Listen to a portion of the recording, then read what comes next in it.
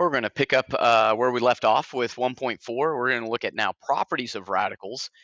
So the objectives here is combine radical expressions using some of our basic operations, so addition, subtraction, multiplication, and then simplifying rational number exponents. And so we'll look at those two things in 1.4b. So combining radical expressions, in order to add or subtract radical expressions, okay, they must be what we call like radical terms. Okay, those are the only things that we can add or subtract. So what does that mean? What's it mean for it to be a like radical term?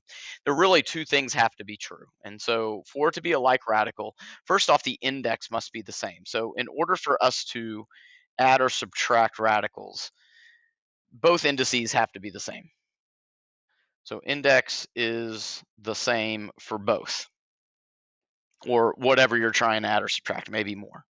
So the index must be the same in order for you to add or subtract radicals. If they're not the same, they're unlike radical terms. You cannot add them or subtract them.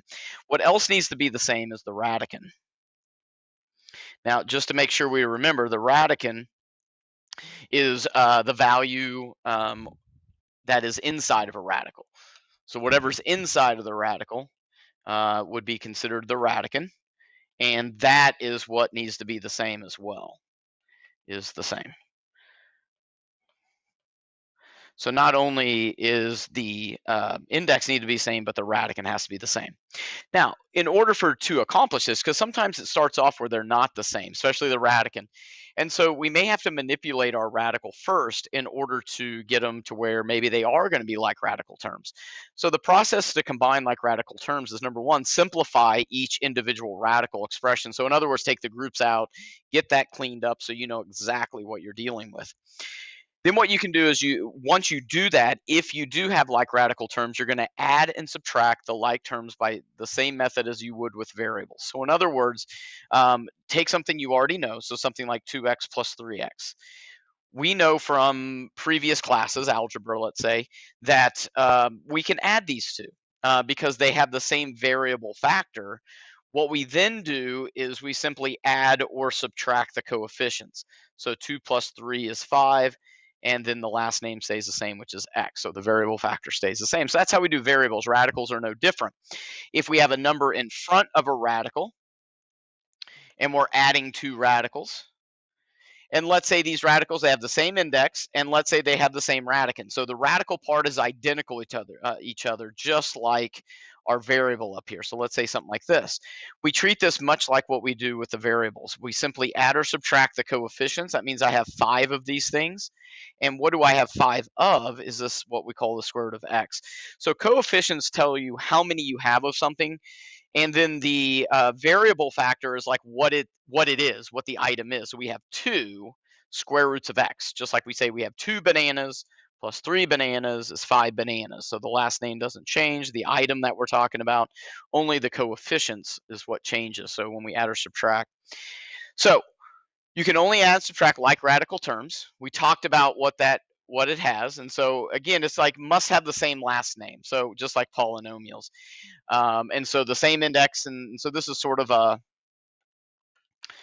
overview. So same index and radicand. So for us to add or subtract, they have to have those two things be the same. And so sometimes you'll hear me say like they must have the same last name.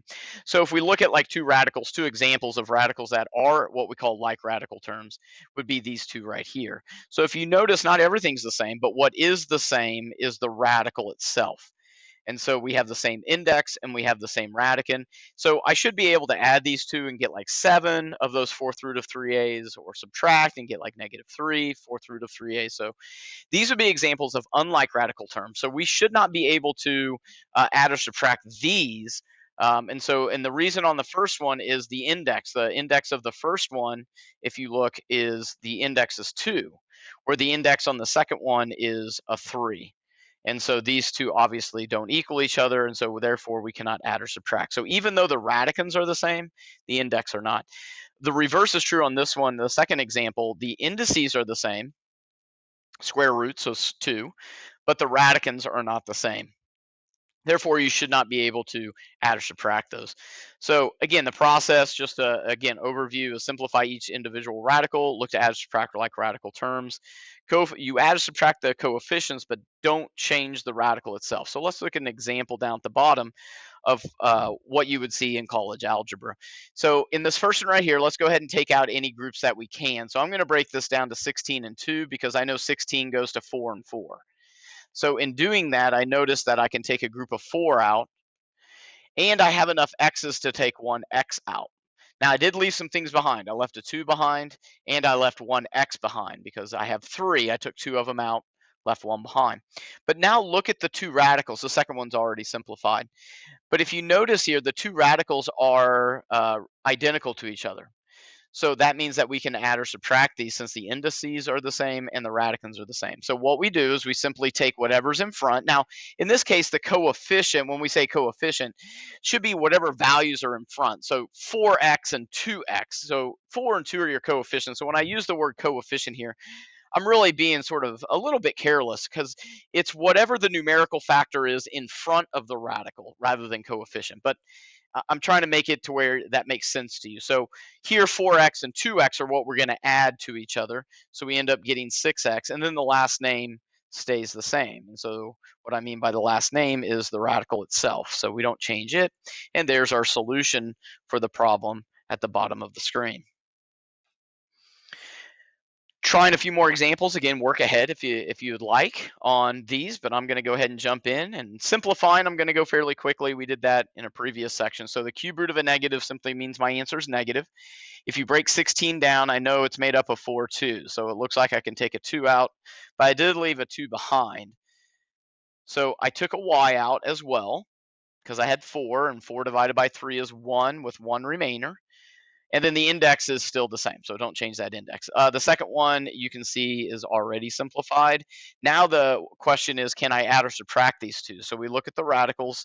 They are identical. Those are what we call like radical terms. So we simply add or subtract the factors that are in front of those radicals. So in this case, negative 2y plus 8y is 6y. And then what we have is don't forget about your radical there. So there's our answer for the first one. Looking at the second example, very similar. This one already has some things out in front, so this is good to see something a little different. The cube root of 16, we just did that on the first one, so I know I can take a 2 out, but I did leave a 2 behind. And I believe there's nothing else, yeah, because there's just a single x. So we end up getting the cube root of 2x.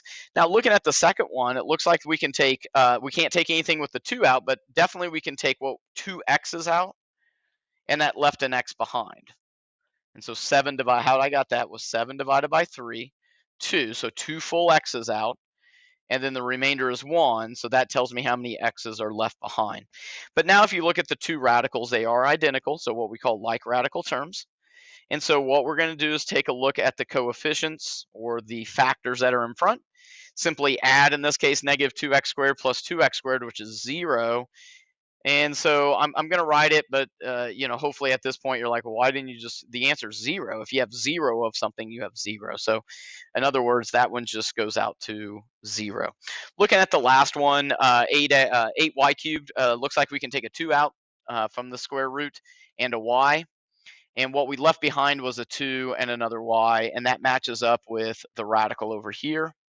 Now, let's say the radicals didn't match up, then you're really done, kind of thing. So if this was 3y over here instead of 2y, that's as far as we can go. So if they don't match up, you're just done, kind of thing. But here we can keep going. 4y plus 2y is 6y, and then the last name stays the same, which is the radical itself. And so there's our answer for the last one.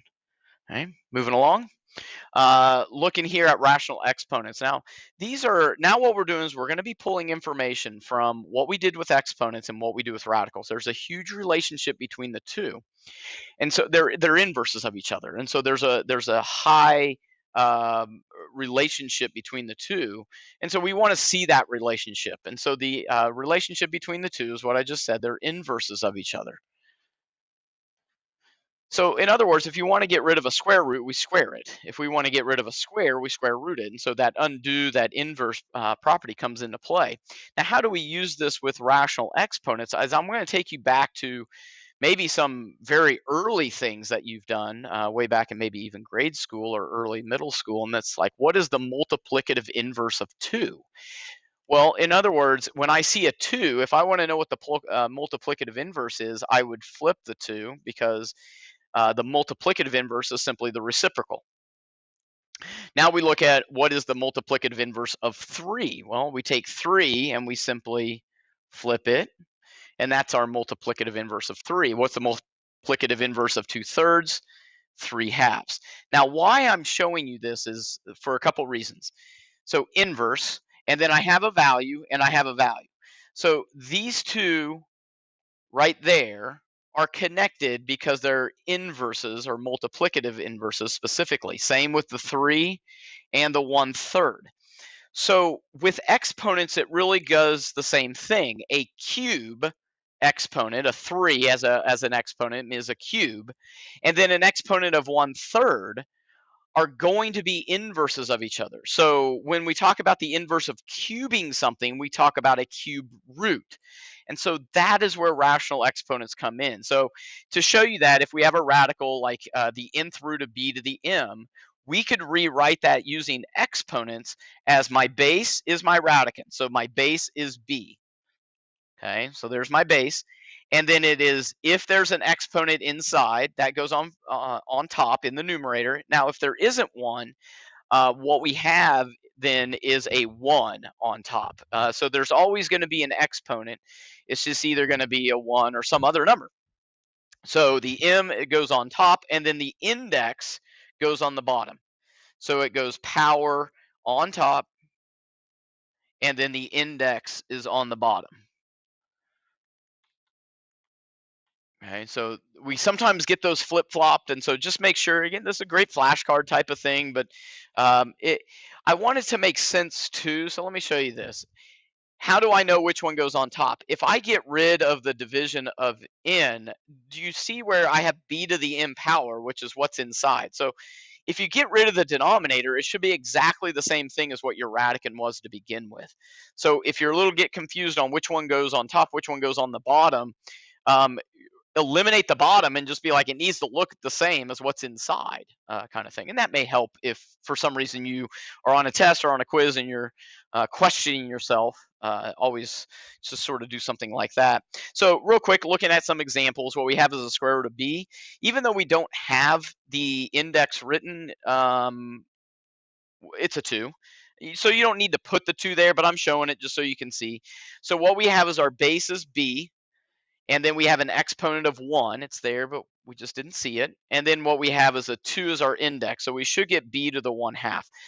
So the square root of b and b to the 1/2 are identical to each other. They're the same. So this allows us now, because you think we have a few properties with radicals, which is great. But we have a lot more properties with exponents. And so remember, properties in math allow us to do things. So if we can convert radicals to exponents, it allows us to manipulate our information a little easier. And so we like doing that. And if you end up pursuing math a little further past college algebra, let's say, you end up converting quite a bit of radicals to exponents and using what we're learning here, again, to manipulate information. Looking at the next example, we have the 4th root of b. Again, our base is b, so that's definitely our base. And then it's like, well, what is going to be our exponent? It's going to be whatever the power is of our base, which is 1, over our index, which is 4. So what we have is b to the 1/4. So the 4th root of b is exactly the same thing as b to the 1/4. Now, one that's a little different, we had the 4th root of b cubed. Now what changes is the exponent of my base becomes a 3 rather than a 1, but the index stays a 4, and so we get b to the 3/4. Okay. So looking at some converting from a rational exponent back to a radical. So sometimes it might be advantageous to take an exponent, a rational exponent, and take it back to a radical. And one of the main reasons is we're fairly comfortable with radicals right now. So if we want to go back to something we're comfortable with, we want to be able to do that. And so that's what this shows right here is if I have b to the m over n, b is my base, so that becomes my radicand. The top exponent is the power of my radicand, so of my base, and then the bottom number is my index. So it's really just working backwards. However, I do want to show you this. This is going to be very helpful at times. That is one way. You could also take the base b and put it inside of a radical. My index is in, but instead of taking the m, the exponent, the power, and putting it inside the radical, we can put it outside. Now, the reason this works really quickly, the why, it's like, well, why is it working? Why would I need both of them? Okay, so the first one, this one right here, I'm going to do first, would look like this. This is called power of power. M times 1 over n is m over n. So this is where b to the m is inside of a radical, okay? That is equivalent to saying b to the 1 over n raised to the m power, which is the second one that we're talking about right here. Okay, so that's that one. Now, this one, and they're the same because of commutative property of multiplication, because we're multiplying exponents, it doesn't matter the order we do them in. So again, it might be wise to be able to write it like this once in a while, especially if the base is a number that we can take the nth root of very easily, or maybe in our heads, and then we can raise it to the power after we find that, rather than taking, so an example of this would be like if I had this square root of 16 cubed, something like that. Well, we could use a calculator and do the 16 cubed and then do the square root. But if I rewrote this and put the cubed on the outside, I could do this without necessarily a calculator. So the square root of 16 is 4. We know that, and then 4 cubed is 64. And so the answer to something like that is 64. So I want to make sure that you have the ability. We're at the level now, you want multiple avenues and ways of doing things. Let's go ahead and convert some of these rational exponents over to radicals, and then we'll look at some examples and finish this lesson up. So b to the 1/2, the bottom numbers are indexed. Now, if it's a square root, you don't really need to put a 2 there. So I'm going to put it just so you know it's there, but technically you really don't want to. It wouldn't be counted wrong. I think Hawks would not really like it a whole lot. And for me, I probably will put like don't need, it's implied. But there is a 2 there. And so we're done with that. And then whatever's left, b to the first. And again, you don't need the 1. But if you put it, again, you're not wrong. It's just you don't need it. It's not proper. But there's our conversion there. b to the 2/3, my index is a 3. So I put the 3 there, and then I have b squared, or you could write this as, instead of the cube root of b squared, you could put the cube root of b squared. You can put the squared on the inside or outside. So most of us will probably rewrite it like this one, but I want to make sure that we can see you can also do it that way. On the last one, b to the 1/4, our index is 4, and then we have b to the first, and so that's what we would have on that one. So let's take a look at a couple of examples at the bottom here, using rational exponents. And really, even though these are radicals, just treat them like they're exponents, like integer exponents. So when we get something like this and I'm multiplying common bases, well, we learned a property that says, well, when you multiply powers, you should add the exponents. The base stays the same. So here, because we have common bases, the base stays the same.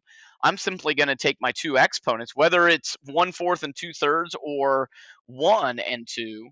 We do the same thing. We would simply add those exponents. So that means we need to create common denominators and get this combined. And so we end up getting 3 over 12 for the left one and 8 over 12 for the right one. So if we combine those, we end up getting 11/12. And there we go. Right, something like that. Now notice the problem started off as a rational exponent. So we need to end it as a rational exponent. So that's how you know, like, do I convert it over to a radical or do I leave it as an exponent? However it starts, a typical good rule of thumb is however it starts is sort of how we want to end it. So if it starts off in radical form, you probably want to end your answer in radical form. Now, it doesn't mean you can't convert it and do some things in between those two phases, but that's a good rule of thumb. Looking at the next one, really same type of thing. Just look at this as exponents, and you got to ask yourself, what do you see? I definitely see some negative exponents, and so that's what I'm going to do to jump in. I'm going to take this base and bring it up, and I'm going to take that base and bring it down. That's not necessarily the only thing you could do to start this problem. I'm just telling you what I see. Now the y to the 1/2 stays put. I didn't touch it, so it stays on top. And then I got z to the 1/3 now, positive 1/3 when I flip it. And then I have that y on the bottom. Now what I have is I simply have dividing powers. Okay, so when you divide powers, you subtract exponents base. stays the same, and the resulting base stays in the numerator. So in other words, my answer when I do subtraction here is going to be like this, okay? I just need to figure out what the exponents are. So the solution right now is going to be in the numerator. Now I may have to do some work with it. I will, with the y's for sure. Okay, but I'll show you that in just a moment. But make sure that when you're subtracting, the resulting base is always in the numerator, and then you may have to flip it again. So I have 4/3 minus 1/3, which is 1. It's 3/3, which is 1. So I have z to the first. Z's done. Here I have a half minus 1. So if you have a half minus 1, you should get negative 1/2. So it looks something like this. So that's what I mean by I'm not quite done with the y. I have a negative exponent, and so we can go ahead and flip that, and that would be our final answer. Now, that would work for Hawks and work for me. Now, technically, we need to I mean, if you want to be very technical here, we have a radical in the denominator. We need to rationalize it. And so just to show you, now this would be the answer. And again, we've got to play the game a little bit with the Hawks system, and that's one of the things that they allow is having rational exponents in the denominator. They don't like radicals in the denominator. So it doesn't make a lot of sense, but that's just what it is. But if you did want to rationalize, I like rational exponents when it comes to rationalizing, because it's like you just want to make this exponent whole. So in other words, I've got to multiply by a y, and I got to figure out how many y's. Well, I want to make 1/2 a whole number. So if it's 3/4, if it's 1/4, even if it's like 7/5, I want to make that exponent, that fraction, a whole number. So I go, well, what do I need to add to 1/2 to make it whole? Well, another half. And so that's what we would do. And you get z to the 1/2 on top. And then on the bottom, what you have is y to the first, because you have one full whole y. Kind of thing. So that's how you would rationalize a single term. Still, like, what do I have? What do I need? It's the same kind of question. It's just dealing with some fractions is all. Okay, let's look at these last four, these next four problems, and sort of see what's going on with these. They get a little bit different. Looking at the first one here, starts getting sort of crazy, but we don't take exponents across a plus or minus sign, so help you God, you're not going to give me soft snickerdoodle, so don't do that. But what I do notice is my bases, this is the base, and this is the base, or the radicands of the radicals, those are the same. So it's no different than me just saying like a to the negative 1/3 times a to the 5/3. So when we see a problem like this, that's what we would see like in an Algebra 2 class. And then what we see over to the left is what we're seeing in college algebra. The content is the same. The problems just look like they're on steroids. So again, you know what you're doing. You just gotta sort of execute. And so when it's the a's like this, we would simply add the exponents, and the base stays the same, the a. So here the base stays the same, just like a would for one that we would do maybe in a prior class. But it's like, okay, well, what would my exponents be? So when you multiply powers, you add exponents. And so we're going to add negative 1/3 and 5/3. So when we add these two, it comes out to be 4/3. And we're done. That's as far as we can go for this one. Okay. Now, looking at the next example, we have the square root of 6 times the 4th root of 6. So when we do something like this one, we look and say, well, the radicands are the same, but the indices are not. Okay, and so right now, leaving it as a radical, we can't do anything. Like, we cannot multiply these two things. Now, here's the deal. So it looks like we can't do anything. What you want to do is try. I'm not saying it always works, but try to convert it to a rational exponent. So the square root of 6 is 6 to the 1/2. And then the 4th root of 6 is 6 to the 1/4. Now look at these not as radicals anymore, but as exponents. And that opens up a whole new world for us, because now notice that the bases are the same. And when you multiply common bases, you simply add the exponents. And so it allows me to do more because I converted it to an exponent. Now, once we get to this point, okay, notice it started off as a radical. We probably want to go ahead and end it as a radical kind of thing. Now, this is very appropriate, 6 to the 3/4, but they may want you to have it go back to the 4th root of 6 cubed. and 6 cubed, you can go ahead and convert that or simplify that as well. And so 6 cubed ends up being 216. So if you want to get it to where it's looking really nice, it looks like this.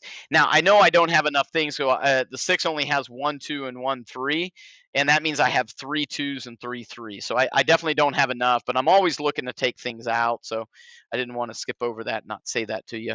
But it should be simplified where it is. Looking at the next example, really just treat this like exponents. You can do a few different things here. I see a negative exponent, but personally, I'm just going to go ahead and share this. You could have flipped that z and made it positive, but I'm going to do this, and then I'll end up flipping. So when we share it, this is called power of a product. And when we share using power of a product, we always go to the property called power of a power, which means we multiply exponents when we share them like this. So we end up getting 2/3 times 2/3, which is 4/9. 1/2 times 2/3 is 2/6, which is 1/3. And then what we have is z, and then negative 1/2 times 2/3 is negative 1/3. So we get something like this. And then what we can do is then take care of the negative exponent. So we don't want negative exponents. That means it's not simplified just yet.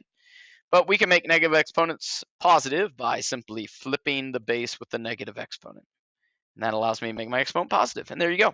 And again, some of you may look at this and be like, wait a minute, it's not rationalized. And you're right. But this is what they accept. If they accept it on Hawks, I'm going to accept it on the test. And so that should work for you. But yes, technically you do have a radical denominator, so you could rationalize it. Okay. Looking at the last one, this last one's going to be a little bit like the second one right now. It looks like we can't do anything because I cannot add or subtract unless the indices and the radicals are the same. Okay, so it's a little bit like the one we have up there. So some students are like, well, why don't I convert it over where 3y ends up being my base and 1/3 is my exponent. And I think this is a great thing. I'm showing you what some students will do, and I like it. I like exploring options. But if we get here, we want to be very careful. The difference between the second example right here and what we're doing down here is that the second example is deals with multiplication, where the last example we're doing is addition and subtraction. And addition and subtraction is very picky. So in other words, it has to have the same base and it has to have the same exponent or index. So there's, right now from algebra that we cannot add x squared and x cubed. Even if the bases are the same, if the exponents are not the same, I cannot add or subtract. They're unlike terms. So here, even converting over to rational exponents does not help us at all because of the addition and subtraction. And so this is a problem where what we started with is the final answer. There's nothing we can do to that. Now, finalizing this off, we have to look at the very last thing that makes a radical simplified, and that is reducing the indice or the index as small as possible. So to do this, there's a couple of ways you can do it. The first way is really the more formal, like mathematical way, and that is to convert the radical to a rational exponent. And you'll see what happens there. We can reduce our exponent then, and then rewrite it as a radical. Or go ahead and rewrite your radicand using exponents and then look to simplify. And that works fine. A lot of students go with that. I'll show you that as well. But I want to show you really the sort of the proper way of doing it. So if we converted this, so right now we do not have enough x's to take any out. I need 9 of them. I only got 3. So it looks like we can't do anything. So when you get a situation where I ask you or Hawks asks you to simplify a radical and you're like, looks like it's already simplified kind of thing. One thing you want to try is to consider that we may need to reduce the index, which means convert it to a rational exponent. Now look what happens. I think it stands out. The 3 9s can be reduced down to 1/3. Then if we go back to a radical form, you can see that what we have is an equivalency, but our index is smaller. We went from a 9 to a 3. Now that would be the proper math way of doing it. Now let me show you what a lot of students prefer is they look at 9 and they look at 3 and they just go, can I just reduce it? Almost like a fraction, because that's what it is when we bring it over here, and just say, is there anything that I can take out of 9 and 3? So you can take a 3 from both of those. a factor of 3, and there you go. You get the cube root of x. And it's the same answer. So I'm okay with that. It's not a problem. Depends on what you prefer.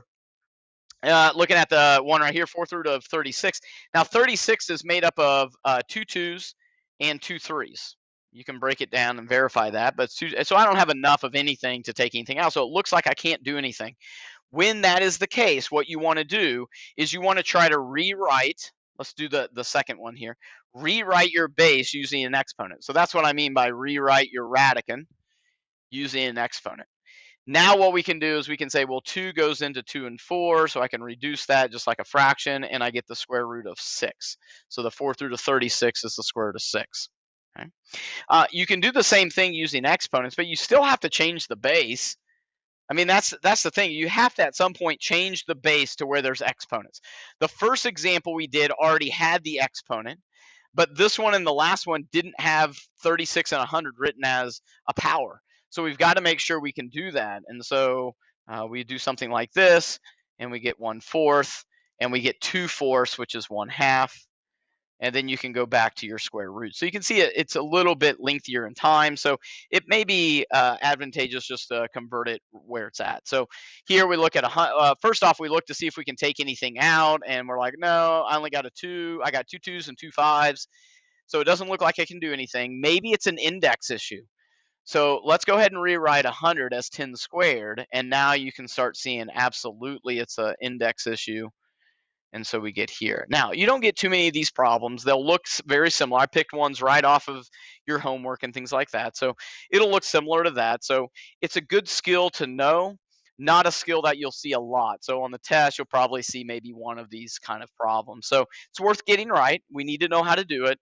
However, it's not going to be something that is majorly essential as we move through. So get it down, lock it in, and then boom, really focus on some of the other objectives and make sure you get those down because you'll see a lot more problems with them.